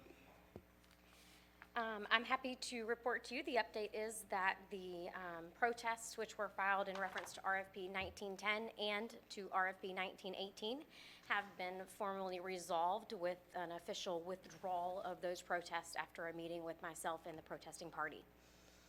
So that concludes the protest. We can return those items to the agenda either as a walk-on item today or on the July 9th agenda, whichever you would like to be. The agenda items will be presented just as they were previously. No recommendations, no changes, no anything to what was previously recommended to you by the evaluation committee and then approved by the insurance commission is coming forward, or the insurance committee. Okay. All right. Mr. Chairman, Commissioner Turner? I think this was, if my memory serves me correctly, this is the item, these are the items that were pulled because there was a protest to the RFP. Correct. And so the protest has ended. Correct. This was off the consent agenda at the 2 weeks ago at the meeting. Right. And now that's over and done and been revoked. Mr. Chairman, I'd like to see this move forward today. I'd like to see it move forward. It's the recommendation that came from the insurance committee. It's the recommendation that the board had talked about in workshop. I feel like it would have passed easily 2 weeks ago if we hadn't had a bid protest that's now been pulled. So I'd like to see this move forward today. And with that, I move that we move these 2 items forward, RFP 1910 and 1918. Since he's gone ahead and moved that, I'll second it, but I think Mr. Suggs wanted Okay, to before we comment. get to Administrator Suggs, we've got a proper motion by Commissioner Turner and a proper second by Commissioner Goddard. So we'll start deliberation and discussion. So Administrator Suggs? Yes, sir. In speaking with our attorney, I think the appropriate thing to do at this point, and I agree, I think it's time to move this thing forward, but we would need a motion, a second, and an approval vote to add this item as an emergency item to this agenda before we could go down that road of having discussion with a particular motion to either Okay, accept so or what you're not. saying is I need to withdraw that particular motion and start with a motion that adds it to the agenda as an emergency item? Yes, sir, that would be appropriate. Thank you. Okay, I will withdraw my motion if I Mr. withdraw my Goddard second. withdraw, and I'll ask to move that we place this on the agenda as a emergency item. And I'll second that. Okay, we had a motion that was rescinded by Commissioner Turner and the second by Commissioner Goddard. Now we have a motion to put this back on as an emergency item on this agenda by Commissioner Turner and a second by Commissioner Goddard. Okay, any further discussion? Okay, seeing none, all in favor indicate by saying aye. Aye. Opposed, same sign. Now, Mr. Chairman, I move that we approve this RFPs 1910 and 1918 due to the recommendation of the Insurance Committee. And I'll Second. second. Okay, we've got a proper motion to approve this by Commissioner Turner, proper second by Commissioner Goddard. Okay, any discussion? I have a question. Okay, Commissioner Rawls? What are we approving? Stop. The exact recommendation from the Insurance Committee that we Which- go forward with the two RFPs. Would you, Julie, Yes, sir. could you? If I can help you. On RFP 1910, what's before you is approval of the rank order as proposed by the Evaluation Committee to allow final negotiations to commence in rank order. Rank order being Florida Blue, number 1, Diversified Benefit Administrators, number 2. Again, on RFP 1910, we moved to reject Part 2 of 1910 because on RFP 1918, the recommended action is to approve the rank order as proposed by the Evaluation Committee to allow final negotiations to commence. Rank order being Florida Blue 1 and Cigna 2. So we're approving the rank order only? And then You're approving this will allow us to start negotiating. in rank order. So this Right. closes out your formal procurement process. Right. At this point, we will continue to negotiate with those in rank order. And then, of course, it will come back to the committee as we've all previously discussed many times. The committee or I'm sorry, Mr. Chairman. Okay, Commissioner Harvey? It'll come back to the committee or the commission? So once it will come back to the committee, once the committee has final negotiations, to give you, remember, you have an ultimate choice to make outside of procurement. You can either renew your existing plan, and those renewals are going to be released. I believe they're released this week. And so we're going to have the final analysis of that, or you can move forward with what you've The committee will make that negotiated. recommendation to the full Board of County Commissioners. That's at my that point. understanding of how you guys have exactly created right. that committee, yes. Thank you. So I Thank you, understand. Mr. Chairman. Or at any point, will we hear from the proposers when they release their pricing?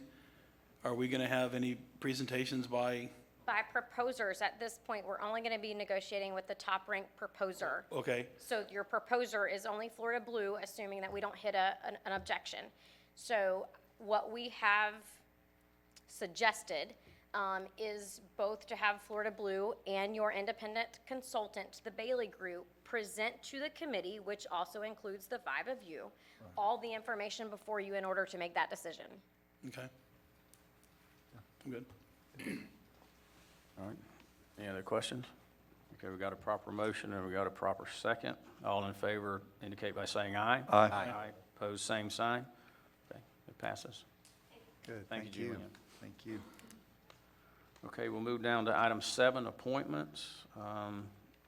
Any commissioners have any appointments today? And I'll start with Commissioner Rawls. Yes, Vicki Miles has expressed an interest in staying on the Fair Authority Board. So unless anybody has any objections, I'd like to leave her on there. And on the Greenbelt Advisory, George Deloach and can stay on there as well. Okay. Any others? Okay.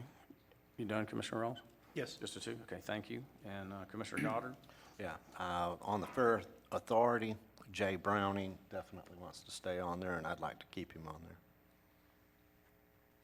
Okay. Is that it? Okay, Commissioner Turner? Yes, sir. I have multiple today. On the Animal Services Advisory Committee, I want to nominate for one of the at-large positions, Scott Brahman. Scott is a local rancher, and he owns a feed store here in town too, or his family does. And I think that one has to be, Yeah, that has to be nominated and voted voted on, because it's an at-large, so Okay, you making that a motion? I do make that a motion, sir. Okay, we have a motion to nominate Scott Brahman. Second. To the Animal Services Board. And we got a proper second by Commissioner Rawls. Okay, any discussion? Okay, seeing none, all in favor indicate by saying aye. Aye. Opposed, same sign. Passes. Mr. Chairman, I'd like to appoint as the District 3 representative to Animal Services Advisory Committee, Charles Harrington. Okay, On the Fair Authority, I would like to, as a District 3 representative, I'd like to appoint Cassie Nettles.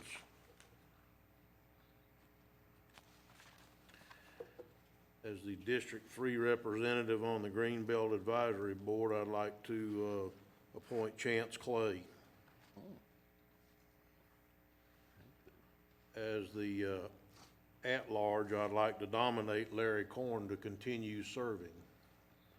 I'll That's so second that. moved. Yep. okay, we have a proper motion to nominate Mr. Larry Corn to continue his service on the Greenbelt Advisory Board. We have a second by Commissioner Harvey. Any discussion? Okay, seeing none, all in favor indicate by saying aye. Aye. Opposed, same sign.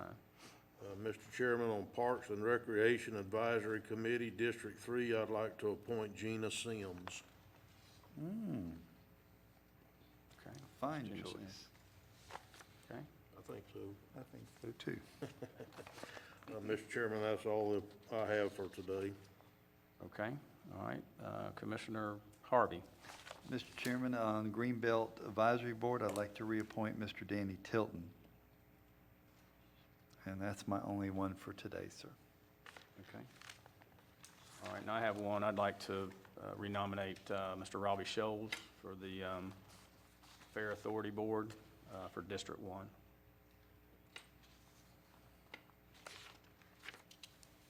Okay, is that all the appointments? Okay, we'll go down to closing comments. Administrator Suggs? Yes, sir, Mr. Chairman, good morning. Just real quick housekeeping is all. Received a call from Mr. Browning, David Browning up in Tallahassee. Looks like the governor's budget it's either been approved or close to being approved.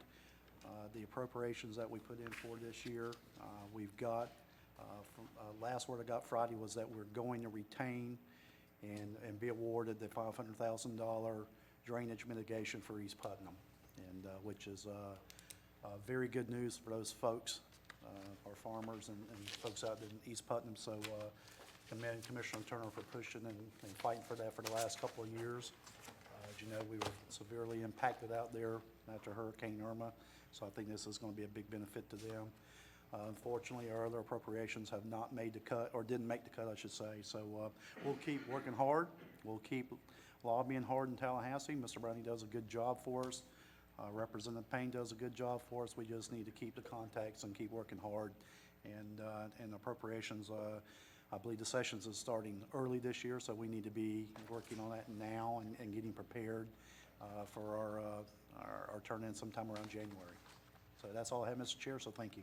Okay, thank you, Administrator Suggs. Okay, County Attorney, Mr. Don Holmes. No comment. Okay, thank you for standing in today. Evidently, the fish must be biting. Is Russ fishing, probably? Based upon the pictures I received yesterday, they are. Well, I don't blame him, so. Okay, Commissioner comments. We'll start with Commissioner Goddard. Well, normally I always say how I like to drive around and look at everything, but I have been out of town a lot. We were at the FAC conference down in Orlando, which is very informative, but more so the time that I got to spend with the other commissioners and the problems that they face. You know, we sit here and we only look at our local area and the problems that we have, and they're faced with Not just the same things, but some of theirs are much worse. Things that I'm glad we don't have to deal with. Traffic is unbelievable. Towns, I was so surprised with some of these towns that are growing, their failing infrastructure is killing them because they're having to tear up the road system and put in new infrastructure and then build the road back. So it was good to listen to them and the different innovative ways that they're dealing with different things which can help us here. One thing I'm going to say, and I always say it, get out there and see what we got in Putnam County. And traveling through Florida, we are so fortunate to live in this county. We sometimes pull up to the stop sign and there's 3 cars coming and we go, oh my gosh, look at the traffic. and it's just because of how it's just what we're used to. And then you go out of town and you go, oh my gosh, you know, I should have brought a sandwich with me. I'm going to be here forever. We just don't appreciate what we have.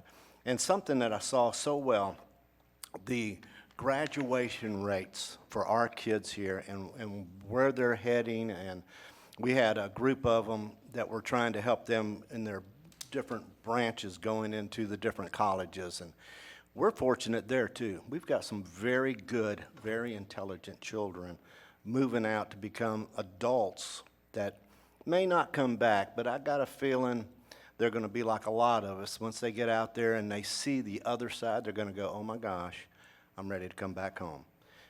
That's all I have. Thanks. Thank you, Commissioner Goddard. Commissioner Rawls? St. John's Avenue Extension from Highway 19 to Ziegler Drive. Enough said. If you haven't been there, you need to drive there. It is absolutely the best piece of road in the greater Palaca area. It really makes you realize how bad the other roads are. Kelvin Hare got recognized the other night by the Crescent City Rotary Club at an induction ceremony for his participation in the activities in Tallahassee, and he was spoken about today as well. But again, you know, kudos to Crescent City for having someone like Kelvin Hare, but also for their participation in the rural days. And then Rotary Park, we discussed that last week at the workshop. It's a project that's going to be taken on by the Palaca Rotary Club. They've raised $100,000 for the folks that don't realize it to redo Project Play, which is at Triangle Park at 120 Carter Road. And the Port Authority put up a couple $100,000 and also asked them to try to come up with a splash park feature as well in that. So I think that's something that we can all wrap our heads around and really appreciate going forward. And it looks like if the Noon Club has their way, it's going to be done within the next year. So looking forward to working with that. Thank you, Commissioner Rawls. Yeah, I mentioned that at the chamber meeting that the resurface in St. John's Avenue was done, and I figured that I'd get a standing ovation, but I didn't. So anyway, Commissioner Harvey? You're not going to save me for last? No, I'm teasing. Thank you, Mr. Chairman.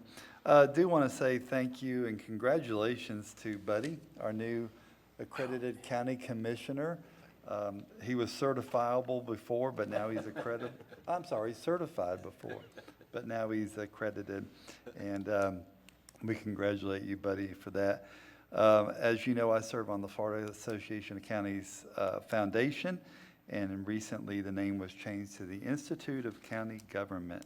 And that's exciting to see what's going to take place there with the new educational programs that are coming out through your Florida Association of Counties Foundation. So that's exciting.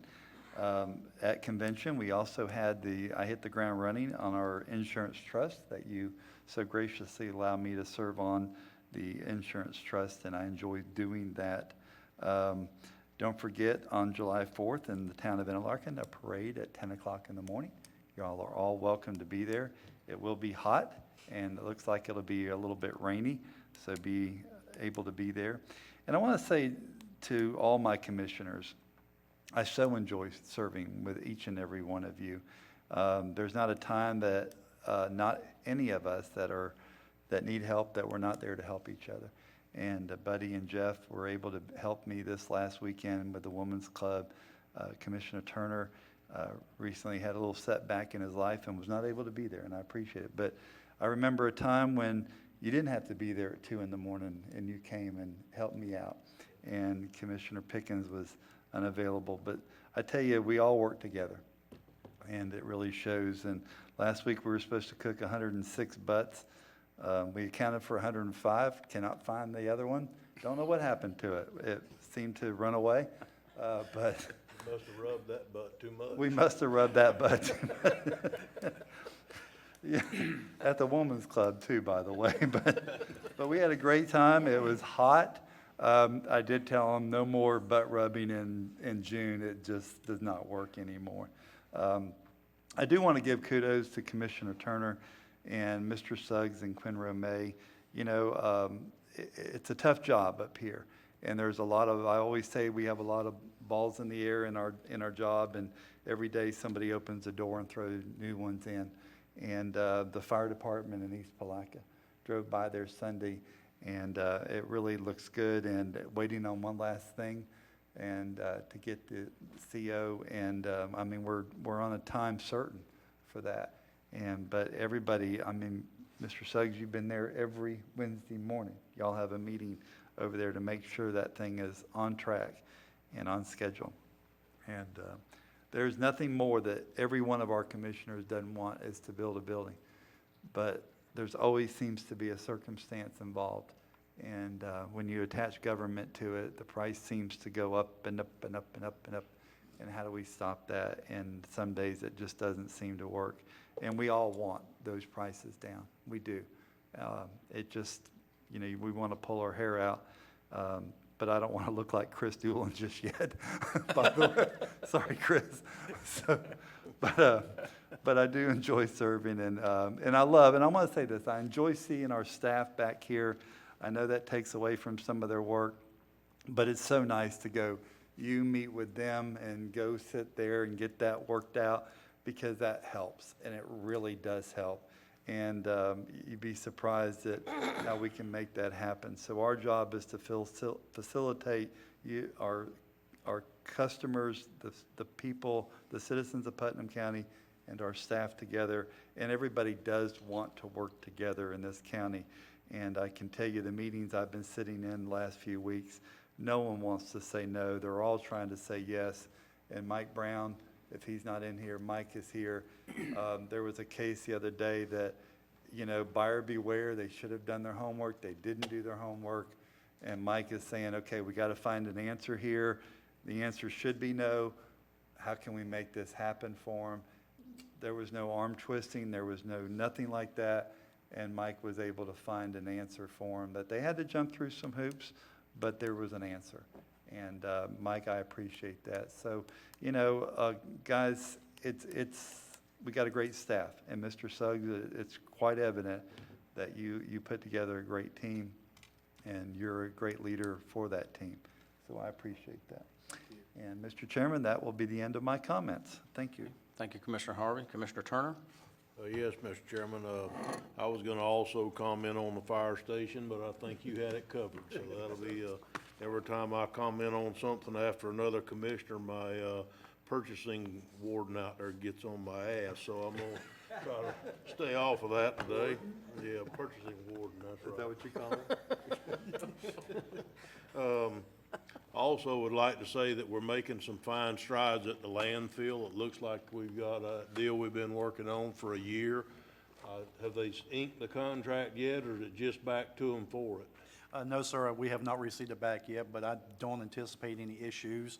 You know, famous last words, but I believe that's a great opportunity. Hopefully we'll have better news at the commission meeting in 2 weeks, and we can talk about the actual good news on the budget for the fire station and the good news for the landfill. Hopefully we will get there within 2 weeks. Terry, do you have any upgrades on the diocese upgrades that we've requested? Yes, sir. IT upgrades? It's funny you mentioned that. I was talking with Mr. Senior this morning, and so we're working on putting a project scope together for the things that we need to upgrade in here, not just at the dais, but there's a couple other issues that Bob is wanting to incorporate into the project, and then we'll look at the funding mechanism. Something for make that. air conditioner run colder, maybe? We're gonna cut a vent in under Sorry, your. that's an inside joke. I like it cooler than everybody else. Yeah, we're looking to cut a personal vent in for you, but other than that, we're good. I'm gonna move over here then. Where are we at on our comp plan RFP for a contractor to come in and help us rewrite the comp plan? As we stated last Tuesday at the workshop, it's out on the street. There's a 21-day Not window. done yet. It's not done yet. Once we receive the bids back in, then we'll go through the process of reviewing, evaluating, and ranking for board approval. Julie, do you know when that bid's up, when that RFP is up? Closes Thursday. Thursday? There you Okay, go. Thank you. Oh, I knew she'd know. And I'd like to request that a meeting to start working on the reason I'm bringing this up today is I want the commissioners, I'm gonna ask the commissioners to do on that East Palaca appropriation like they did on the landfill and like they did on the fire station. I would like them to give me the authority to go meet with press and hammer out the details between now and when that $500,000 appropriation comes, where we can hit the ground running whenever it does get here. If y'all would give me that authority. If I could, Mr. Chairman, and piggyback on that just a little bit for Commissioner Turner, the more we do now, up front, getting ready, because the appropriation will be funded as of July 1, but then there's the agreements that have to be processed and the work scope has to be developed. So anything we can start moving forward on now, getting ready for that, will benefit us because we'll have a much shorter window this time of getting the project completed, and we don't want to miss that opportunity. Mr. Chairman, Okay, Commissioner Harvey? I think that's more than appropriate to give the district commissioner that's worked hard on that area the authority to do that and the scope of work defined, so I have no problem with that. Okay, I'm good with that also. Motion on this, or? Just consensus? I think on a public meeting, y'all can just wave your Got my hand. way. That'd be fine with me. Sarah, did you get that? We all waved in support. Okay, by consensus. And I think that'll finish me up. Thank you, Mr. Chairman. Thank you, Commissioner Turner. Just a couple of comments. First, I'd like to mention that the Crescent City Rotary Club did have our installation banquet last week, and I appreciate Commissioner Rawls and his lovely wife Dawn and Liam attending, and also Commissioner Harvey. And they are tremendous help with both our fundraisers, all commissioners are, with the Swine and Wine and the Catfish Festival. And I want to thank Mary Ann, I recognize Mary Ann Braddock is back there, who attended today and was recognized with the Rotary Club and the county for our participation in Rural Days. And Mary Ann, thank you so much for what you do for Putnam County and Crescent City. And the Braddock and the Pickens family goes way back. Her dad was just a little bit older than my grandfather, probably in between my grandfather and my dad. My dad was the president of the Rotary Club in '61 and '62. Her father was, I believe, his treasurer or secretary, so that's how far we go back. And so anyway, thank you, Mary Ann, for coming. And I'd like to, again, recognize Chris Doolin for everything that you do for our county and all rural counties with the Small County Coalition. And Chris really saved us, because when you plan, as I mentioned before, and we'll get off Rural Days, we won't mention it anymore until we're about to do it again, is when you plan to cook 600 dinners, you have 600 plates. So we ran out, and Chris saved us and got us 350 more. And anyway, so we appreciate it, Chris, and thank you for coming all the way from Tallahassee. Okay. Any further business to come before this board? We stand adjourned.